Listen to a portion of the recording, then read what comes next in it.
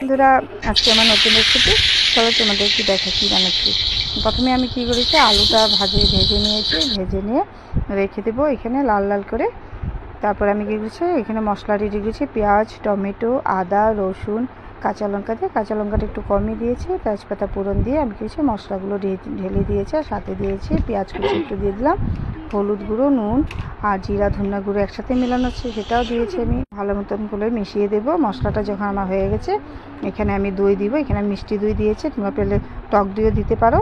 তারপর দিয়ে ভালো মতো মিলে যখন দেখবো মশলাটা হয়ে গেছে, আমি এখানে বয়েল করে রেখেছিলাম সয়াবিনগুলো, এগুলো এখানে আমি ঢেলে দিব।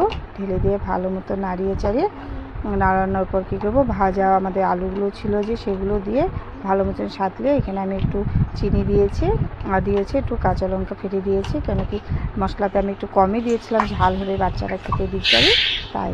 তারপর মশলাটা যখন হয়ে গেছে ভালো মতন গ্রেভিটা আমার, তখন আমি কী করছি, এখানে একটু গরম জল দিয়ে ভালো মতো নাড়িয়েছি, কিছু সময়ের জন্য ঢাকনা দিয়ে রেখে দিয়েছি। ঢাকনা ওঠার পর আমি কি দেখেছি যখন হয়ে গেছে আমার, এখানে আমি একটু গরম মশলা দিয়ে ভালো মতো নাড়িয়ে চাড়িয়ে রেখে দিয়েছি।